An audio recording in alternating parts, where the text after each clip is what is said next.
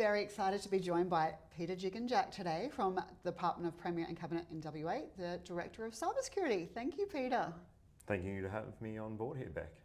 I've known you for a few years now, which is great. I love having a chat with people I know and feel like I'm just hanging out with friends.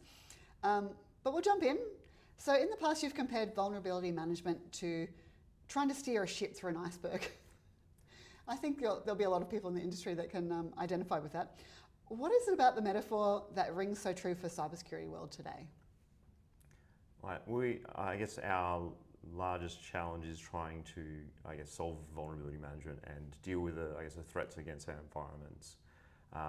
We're sometimes going blind to what we're trying to do. We sometimes don't see what's coming, and we sometimes don't have a lot of time to respond. And that, when I was, looking at speaking about this topic, it's really, there's so many similarities that I drew from the Titanic, and like charging straight into a field of icebergs, knowing that there's some there, and that it's only probably a matter of time before we get hit, and we sink the unsinkable.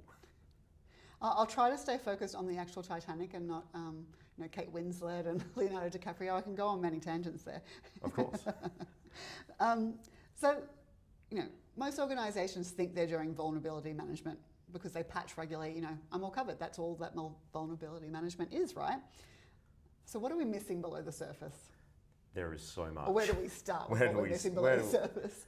There's so much, and I think if people were completely fixated on patching, they would certainly miss some of the broader picture. There's a lot of things that are a vulnerability that aren't detectable, obviously, and this can be something simple as someone just having a really bad password or compromised credentials that you don't know. Mm-hmm. A vulnerability that's unquantifiable, you don't even know it's there, but you still got to kind of protect the whole system. And so it is a combination of a lot of factors. Patching just solves part of our software problem that we've got that's running away from us faster than we can actually keep up. And I think this is only probably going to accelerate more as we start leveraging that terrible word that we have. Say it. AI, and obviously where that's, going to start producing more code for software developers to speed up the process. Is it going to inherently bring in more weaknesses in poor programming practices, which, if we're feeding a model broken software, we can know what that's going to probably have as an output. But I guess in the grand scheme of things, it's going to be things looking at configurations and assets not being configured in such a way that that could actually just be poor configurations, poor judgment, human error, and it is so many factors through particularly even supply chain, cloud, and our surface of attack is just broadening, and often we're never given the resources to resolve it all, and we probably shouldn't, because otherwise we probably wouldn't be driving value in our organisations. Do you think it's because the vulnerabilities are harder to explain? When you talk about patch management, it's so much more linear. It's much more easier for people to understand. It's go from A to B, follow this process, but the rest go off on their own tangents. They do, and I think you would have the analogy with you go drive down the highway, you get a flat, you've patched it, very easy to understand. And it's you know exactly what you're know going exactly to do. what you're going to do. You got to take the tire off. You got to slap the patch on. Off you go, and hopefully it doesn't go flat again, right? But there's probably just a lot of things that people may not be aware of in, dealing with vulnerabilities in their environment, and it's not always patching or a poor software.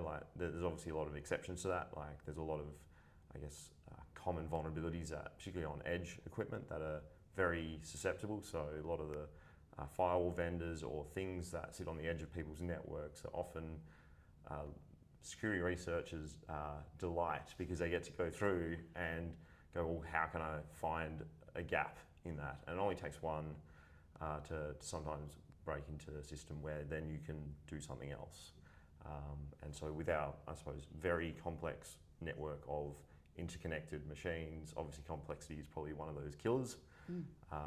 Systems are only integrating far more in each other, And so the flow-on effect of having one system vulnerable means that it's got a high likelihood of cascading into a chained vulnerability. And so people trying to understand how that all connects is also difficult to kind of almost map that all out. And it takes a bit of understanding going, well, what would an adversary be likely to do, and how can I put something in place that's going to respond better if they're in my environment and they hit there. So yeah, it's quite hard to describe to an executive, well, what is a theoretical outcome of not actually taking action. So how does that concept of having enough lifeboats apply to the way modern security teams juggle patching and assessments and pen testing? Are we preparing for the right threats? I think people have got the right intent. But if I'm drawing my analogy back to the Titanic, I think originally its lifeboats were actually never intended to deal with the large-scale evacuation. They were actually just used as a ferrying mechanism between the boat and land. And even on its maiden voyage, it went through, I think, somewhere in France or Spain or somewhere on the way out across New York before it actually went across the Atlantic. And so they were using them as a ferrying mechanism, but it never had the volume to cater for a mass evacuation and deal with that critical incident to happen. And look, I don't think realistically teams are going to get larger to tackle this problem. Yeah, it's not just getting more staff. It's not getting more staff, more tools, but it is certainly about building in good process to, try tackle it in the best way you can. But I guess the key thing I think a lot of IT professionals and cyber professionals have not always forgot, but there's kind of the human factor around, if I'm automating this job, am I going to be out of a job? And so there's that aspect. Which is the other danger of that other phrase you said before, yes. Yeah, and so you've got this whole piece where people are like, oh, I'm going to protect my job, I need a job. And if they go through and start automating, they believe they might be at risk of losing their job. And so, but I think, and I know for myself, engaging at a more executive level, our real outcome is to try drive value. Drive outcomes. I'd like to see that, the day where someone automates everything and there's nothing to do. Yeah, that would be pretty cool. But I know how, in my past, I spent a lot of time on the tools in my past. I spent 15 years as sysadmin, spending a lot of time optimization in the management of our endpoints and infrastructure. And if we were trying to do everything manually, we would never get to do everything. And the capacity that you do by investing a little bit of time in focusing on most three things that annoy you, and then moving on to the next thing, then next three things that annoy then the next thing, and then so on and so forth. You end up iterating a really good, approach to trying to tackle it at scale.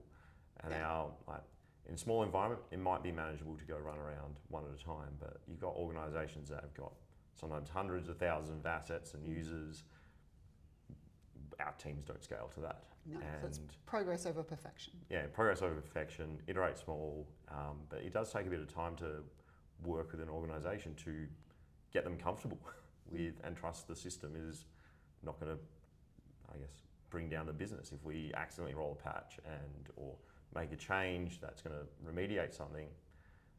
And yeah, there's that aspect which I think there's a human factor, and that whole thing of building that trust between teams. It's a massive thing that I would encourage so many more people to try harder in that space, to engage with other teams and try go back to root cause of why did we introduce some bad software, bad configurations. And it was real, I think at one of my prior roles, I was certainly did a lot of that solo. So I was quite more motivated to solve it to my own team. Build trust on your own. Build trust on my own. But it also just meant that I just had better capacity to do more things. And so speaking with people around this challenge, going, well, where did you start?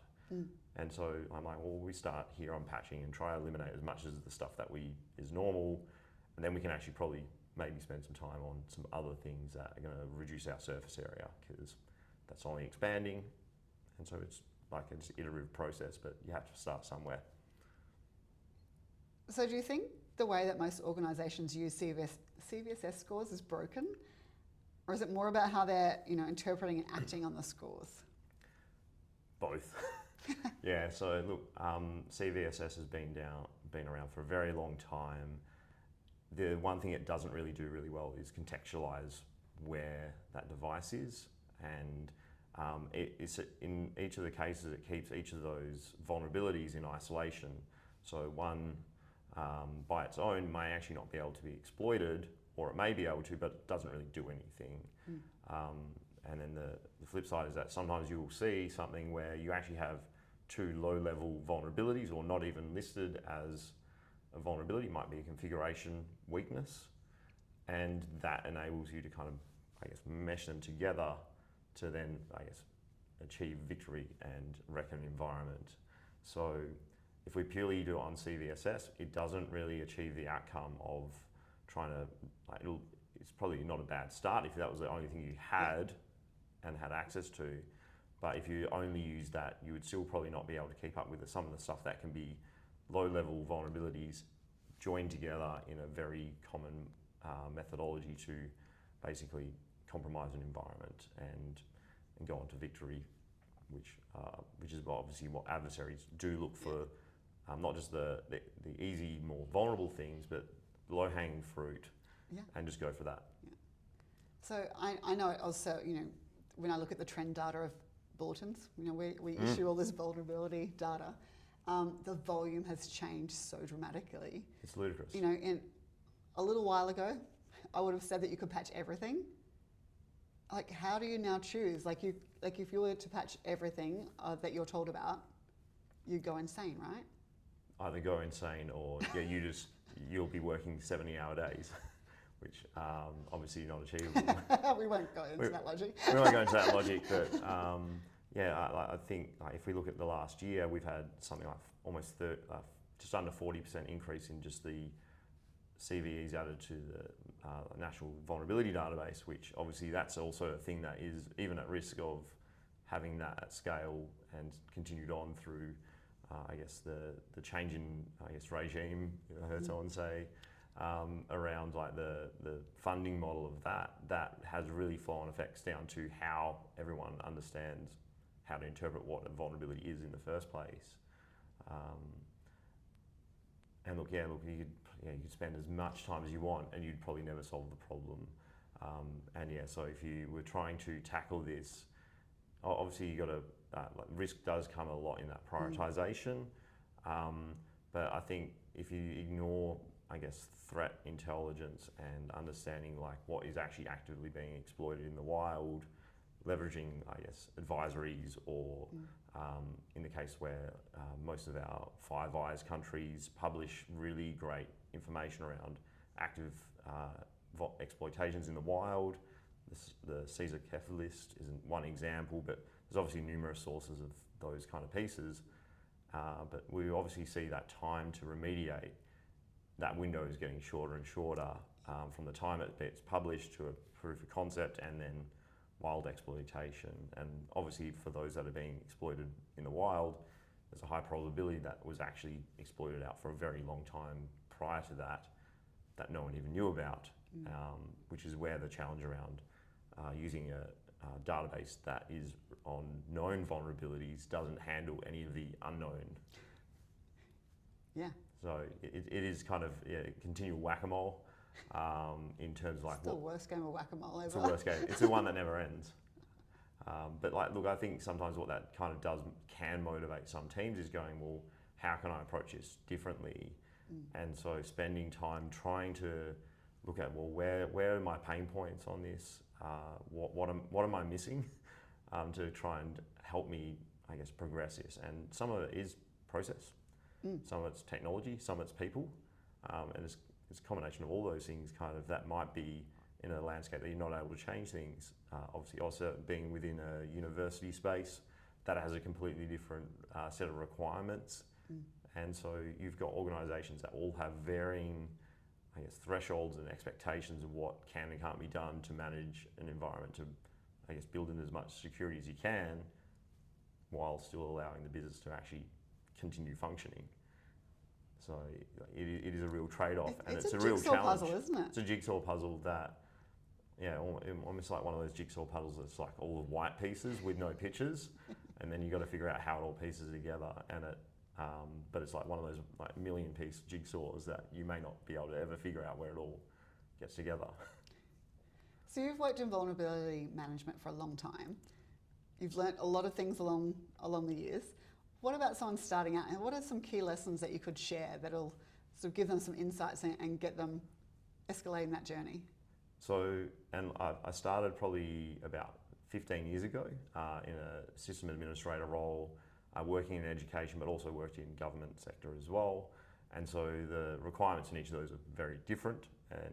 But look, I think a lot of the parts is like, look, if you're trying to start demonstrating skills and building that skills, you've got to be familiar with like what is understanding at least the terminology first, and then understanding, well, how can I then scan and assess my environments, and then go, well, how do I then go through and remediate? And if you break it down to those kind of simple steps, getting that foundational understanding what you're trying to look at, scan it, remediate it, and those are kind of foundational skills that some of the vendors certainly do have free versions of tools which do help that journey in at least being able to playground it in a sandpit or in your own machines. I know in the past I've done other like webinars with entry-level students or career changes.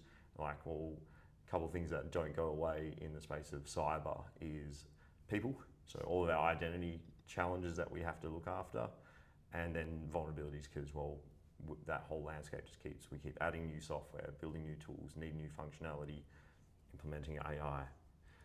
All those things, like our adoption of software, we're pretty addicted to that.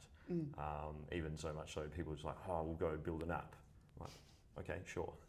And then what is that changing our attack surface? But if we build people's familiarity with at least the process, they can then at a further point go, well, in my context, in my environment, how can I look at ways to either make sure I'm not spending a week looking at something that I should probably understand really quickly in a couple hours what my first step is, and then start iterating those changes. But that's where I would probably start off with, just learning foundational, what is vulnerability, going through learning some assessment tools, and then going through and just trying remediate it. Even in an automated stage is not realistic at that, but manual, and see the pains or things where it falls over.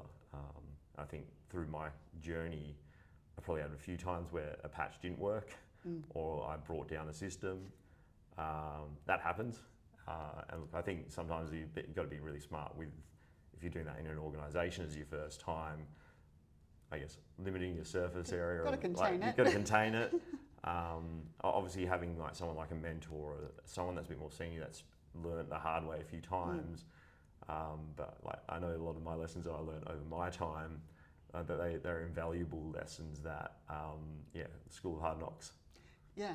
Is it acceptable to make those mistakes to get the learning and move forward? Sometimes it is, and look, Until it's not. Yeah, sometimes like look, there's sometimes where I'm like, oh, I've pushed an update, and we had to go remediate that,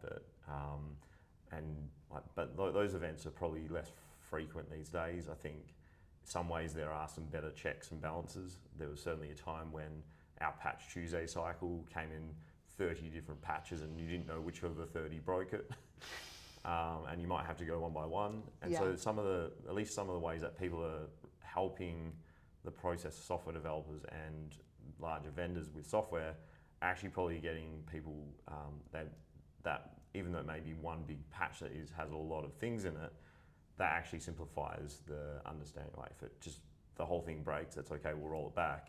There's obviously one thing in there that wasn't quite right for my environment. So you're only dealing with one thing versus, if we look probably, trying to think how long ago, it must have been like mid-2010s, we were patching like 20 vulnerabilities or 20 patches in one monthly cycle. Now we've shifted to like a more single patch approach, which simplifies that, I guess, isolation of remediation if it doesn't work or you have to roll back. So. Have you got any advice for people joining the industry? How would you lure them to vulnerability management? How is How is the story there? How do you get them away from just pen testing? Pen testing is a very interesting topic. There's a lot of graduates and aspiring graduates that there's like, I want to do pen testing. I'm like, that's awesome. There's a whole rest of the industry. There's a whole rest of the industry. And look, I think it's pen testing is certainly what an adversary does. And so placing yourself in the mindset of an adversary probably changes a lot of your approaches to being a practitioner in cyber. And so I know through my own journey, as a sysadmin, I thought, I've really well secured this system. And then when I flipped into cyber, I guess one of the things that I had to then comprehend was, okay, what is an attacker's mindset? How do they step through to, I guess, compromise a system? And I think that journey for myself was really quite an eye-opening kind of process, which meant that what I thought I was doing was actually probably not the adversaries were doing. But I would describe pen testing as it is very much like a very interesting puzzle-solving activity, but sometimes if you don't understand where the problems lie, or how do we configure or deploy a piece of software or develop a piece of software, if we don't have the fundamentals, how they built right, it really makes it, if anything, low-value tools are being run that like not actually using more advanced techniques. A lot of the lessons that are being learned in our current academic environment tend to be learn one tool, but it's really basic in its nature. Whereas I know I oversee a pen testing team, and they're definitely looking out of the box for problems. Yeah. So like they won't just be looking at face value, running one tool, going, oh, there's no vulnerabilities. They'll kick the tires a lot harder to see what. So should we be all using that sort of different way of thinking in the other parts of cyber, not leaving it just to the red teamers? I think it would if people then had an understanding how an adversary kind of operates and what they're looking for first, that would certainly change a lot of maybe some of the mindset and maybe the motivation to not just do better, but like kind of go, well, how can we think and develop our process to be more mature to respond to the threat landscape that we're in. Brilliant. So. All right, thank you so much for sharing your insights with us today. I've really enjoyed our conversation. It's got me thinking about lots of other things. Thanks for your time. No worries, thanks back.